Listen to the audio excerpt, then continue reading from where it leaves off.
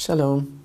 This week's Torah portion is Parashat Ki Teitzei, the sixth Torah portion in the book of Deuteronomy, beginning with verse 10, chapter 21. Parashat Ki Teitzei, always read in the month of Elul, has a unique distinction. It contains more mitzvot, divine commandments, than any other parsha in the entire Torah. All sorts of mitzvot are to be found here. A very wide variety of commandments and prohibitions relating to various areas of life. In all, 74 of the Torah's 613 commandments are included here in the Parsha of Ki Teitzei, 28 positive and 46 negative. These include, to name just a few, the laws of the beautiful captive woman, the inheritance rights of the firstborn, the wayward and rebellious son, burial and dignity of the dead, returning a lost object, sending away the mother bird before taking her young, the duty to erect a safety fence around the roof of one's home, various forms of kilayim, which are the forbidden plant and animal mixtures. Also included are the judicial measures and penalties for adultery, for the rape or seduction of an unmarried girl, and for a husband who falsely accuses his wife of infidelity, and laws of various forbidden marriages. Our portion also includes laws governing the purity of the military camp, the prohibition against turning in an escaped slave, duty to pay a worker on time, proper treatment of a debtor, the prohibition against charging interest on a loan, laws of divorce, and the penalty of 39 lashes for transgression of a Torah prohibition, and the procedures for yibum, which is levirate marriage, of the wife of a deceased childless brother, or chalitza, which is the removing of the shoe in the case that the brother-in-law does not wish to marry her. Quite a collection of mitzvot, some of them readily, easily understood, and some of them more exotic seeming, whose opportunity for fulfillment doesn't come up too often.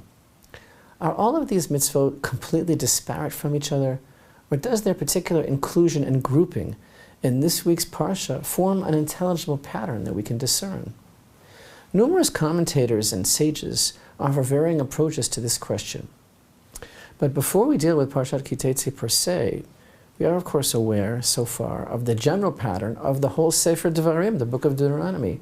Moshe Rabbeinu initially delivers a review of history and introductory statements about the mitzvot, by whom they were given, where and why, and what are the implications of observing them or not. Then the mitzvot relating to loving Hashem, not following other gods, the commandments continuing throughout Parshat Shoftim that instruct us to establish Israel as a holy nation and its institutions in daily life in the land of Israel. And the mitzvot in the portion of Re'eh focused on the establishment of national institutions. Recall that it was back in Re'eh that we were introduced to the place that he will choose, a reference to the commandment to eventually build the Holy Temple there and the national pilgrimage to that place, and the Shemitah sabbatical cycle economic system. Parshat Shoftim also gave instructions and clarifications for the institutions of national leadership, such as the judges, the Supreme Court, the king, the prophet, cities of refuge, as well as laws of the military and warfare. The focus in this week's portion of Parashat Ki Teitzei contrasts with this previous emphasis on the national structure and shifts, for the most part, to a wide variety of mitzvot that by and large pertain to the individual.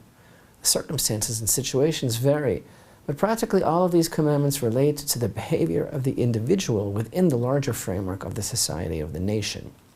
This order certainly seems logical, since the whole subject of Moshe's speech, which is the book of Devarim, is the establishment of the nation of Israel as a holy people in the land which they are about to enter and conquer. The first priority was the creation of national institutions. Once this national framework has been established, including a judicial system, educators and national leaders, the nation's spiritual center and other institutions, then the nation's collective life will be solidified and focused, and it will be possible to concentrate on and nurture the fulfillment of the numerous mitzvot that are bein adam lechaveiro, commandments that apply between man and his fellow man, that form an integral part of the daily life of each individual within the nation. So while this explains the progression from Parashat Shoftim to Parashat Ki Teitzei, how do we understand the order in which the mitzvot are presented within our Parsha of Ki Teitzei? One deeper approach to understanding Sefer Devarim, the book of Deuteronomy, is based on the understanding that it follows and parallels the order of the Aseret HaDibrot, the Ten Commandments, and that the distribution of the commandments throughout this book are essentially parallel to them. This is an interesting thought. After all, the Ten Commandments served as the introduction to the other commandments. They are a microcosm, a basic framework which contains the essence of the entire Torah. God gathered the entire nation of Israel at the foot of Mount Sinai and uttered the Ten Commandments publicly for all the world to hear. It was through these Ten Commandments that the covenant between God and the people of Israel was sealed. As the Torah states, Deuteronomy 4:13, He proclaimed to you His covenant which He commanded you to keep, 10 commandments, and He wrote them on tablets of stone. These 10 commandments form the template of the fundamental principle of Israel's covenantal relationship with Hashem.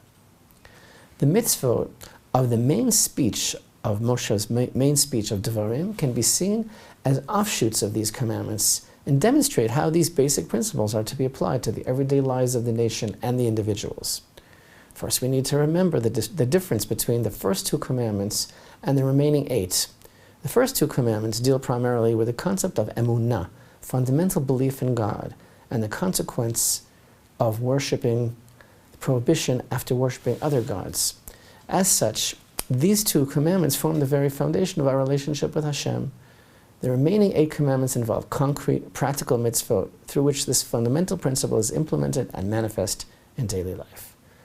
Corresponding to this division, the mitzvot of the main speech of Sefer Devarim can also be divided into 2 distinct categories.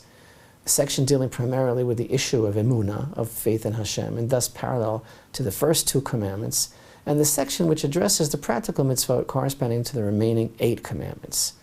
The 10 commandments can be understood to be the basis of a general framework for all the commandments that follow in the main part of Moshe's speech in Sefer Devarim. And thus the mitzvot are present in an order which corresponds to the sequence of the 10 commandments. In this sense, each group of mitzvot in Sefer Devarim could be understood as an expansion upon the underlying principle of each one. Thus, the exhortations regarding loving Hashem and not worshipping false gods found in Parshat Ve'etchanan and Ekev are parallel to the first 2 commandments, which are commandments of emunah. The mitzvah in the portion of Re'eh, of establishing the holy temple as a place for Hashem to rest His name, corresponds to the 3rd commandment, not saying God's name in vain. The mitzvah of the 7-year sabbatical cycle and the pilgrimage festivals in chapters 15 and 16 of Parshat Re'eh correspond to the 4th commandment, Shabbat. Time element. The leaders of the nation, the judges, Kohanim and Leviim, the king and the prophet in chapters 17 through 18 of Parshat Shoftim correspond to the 5th commandment, honoring one's parents. The commandments in chapters 19 through 21 are offshoots of the 6th commandment, do not murder. These are the laws of war, murder, capital punishment. And in chapters 21 through 25, which encompasses our Parashat Ki Teitzei, we find all the miscellaneous mitzvot that apply between man and his fellow, parallel to commandments 6 through 10. These mitzvot expand the principles of the 10 commandments to a higher level. For example, not only is one forbidden to steal, one is also required to return a lost item to its owner. In this manner, the laws of Hashavat Avedah, which means returning a lost object, and the obligation to help even one's neighbor's animal in distress can both be seen as offshoots of the prohibition against stealing. And this transforms the fundamental prohibition against stealing into a divine calling to develop and maintain a heightened sensitivity to another's property. Thus, the commandments elucidated by Moshe in Sefer Devarim, expounded upon to the children of Israel on the eve of their first day of the rest of their lives, the start of their real lives as a holy, separate, sensitive people, the life of the new nation in their divinely appointed and bequeathed land, magnify the basic principles of the Sinai revelation as encapsulated in the 10 Commandments to a practical application every aspect of daily life. All this is really very compelling, but it's very cerebral. At the same time, as you know, in Elul, we need to be in touch with our emotions and with our interests. So I would also like to offer a more visceral approach to this Parsha, and it takes us back to the concept of Elul and the spiritual goals and aspirations for this month. After all, what are the commandments? They're the means through which we gain the good for which God created the universe, and through which we are in turn given the opportunity to elevate the entire universe. They are divine threads of light that surround us with divine light, and in turn, through our actions, channel that light into the world. The significance of the commandments is that they were given by Hashem himself. According to his definition, they're the only means through which we can fulfill his purpose in creation. It's the commandments which make the way of Torah, known as Judaism, more than simply a religious philosophy. It's a way of life that calls for action, not a mere confession of faith. But ultimately, free choice is the foundation of this world, the basis of everything, the backdrop and challenge of our whole lives. Free choice and our opportunity to subjugate our base physical animal nature and transform it into eternal spiritual truth is the most important concept of the whole Torah and the foundation of the creation of man. We have free choice to remember Hashem and to cling to his ways, but it's a struggle to choose. As we learned in Parshat Re'eh, see, I present before you today a blessing and a curse. The blessing, that you hearken to the commandments of Hashem your God that I command you today. And the curse, if you do not hearken to the commandments of Hashem your God. Back in Deuteronomy chapter 11, verse 26. And as we will learn in Parashat Nitzavim, see, I have placed before you today the life and the good, and the death and the evil. That which I command you today to love Hashem. That will be in Deuteronomy 30, verse 15. So open up your heart in the deepest way. What are the commandments? The best way we can define the mitzvot is to understand them as divine advice. God doesn't force us to listen to him. He can only advise us and hope for the best. American naval commander Oliver Hazard Perry, after a naval battle, is quoted to have said, "We have met the enemy, and they are ours." But in a famous twist on this phrase, American cartoonist Walt Kelly, creator of the comic strip Pogo, in a reference to the rifts in society caused by the Vietnam War, coined the slogan, "We have met the enemy, and he is us." Wow. This is a perfect motto, based on the opening verse of Parashat Ki Teitzei, and a succinct and pithy expression of the theme of a major aspect of the spiritual work incumbent upon all of us during this month of Elul.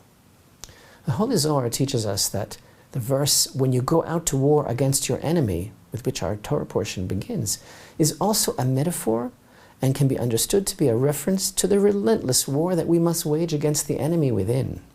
As the verse states, when you go out to war against your enemy, not an enemy, but your enemy, the one you know. During this month of Elul, we take a long, hard look at ourselves. We take spiritual stock and face up to the constant, eternal battle that each of us has with our own persecutor within, the Yetzer Hara, the evil inclination. During this month of Elul, special time of teshuvah, repentance, and drawing close to Hashem, we need to reflect on the idea that the entire purpose of our lives is to win this battle. Indeed, the words, "when you go out to battle," allude also to our birth, our entry into this world. It's a world of battle, bearing in mind that the only reason we were placed on this earth was to change our nature.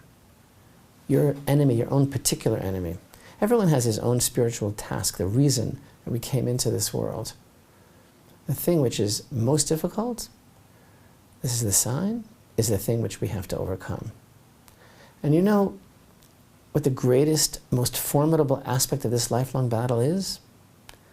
Our greatest challenge and the arch weapon in the arsenal of our own internal enemy, that we forget Hashem. We forget the reality of his presence in our lives. We disconnect. We develop an odd self-defense mechanism, a template of denial, convincing ourselves, which is a sure way to lose the battle, that Hashem is only present when we are ready for him, when we're ready to deal with him, when we're interested in confronting him on our terms, but not in everyday situations, not when it comes to interpersonal relationships or business or sexual desire or honest business practices or how we treat others, just to name a few of the dynamics mentioned in our Parsha. There are so many commandments enumerated in our portion, so amazingly varied, mitzvot relating to every area of life, of human endeavor, precisely because the performance of the commandments is our arch weapon to defeat the enemy and win the battle, which is the avodah, the divine service of Elul. Hardest thing of all, greatest and most constant challenge for a human being is to remember Hashem at all times. That's the whole battle. The mitzvot are conduits of light, divine advice, which connect us to Hashem so that we are together through life in every situation. It's well known that one deep level of interpretation of the Torah's allowance to take the beautiful captive woman for a wife, which we have taught over the years, in the name of the holy Or HaChaim, is not because it is an accommodation for base lust and physical attraction, but because this man, this Jewish soldier, in the merit of his selfless dedication to his brethren in fighting the battle, merits to perceive, on a spiritual level of insight, a spark of holiness within this woman. In every situation, no matter how it appears, Hashem is always showing us something. What is Hashem showing me during this month of Elul? What is He telling us? Is the question that we all need to ask. In every relationship, in every challenging situation, He's beckoning us not to forget Him. This is the real secret of the mitzvot, of this week's Torah portion. Commandments which apply to every area of life. They constantly imbue and renew the substance of our lives with God consciousness. Thus, how apropos that the Parashat Ki Teitzei, which begins with a battle that clearly has spiritual overtones, ends with a divine commandment to remember and destroy the memory of Amalek. As our sages teach, Amalek is all about doubt.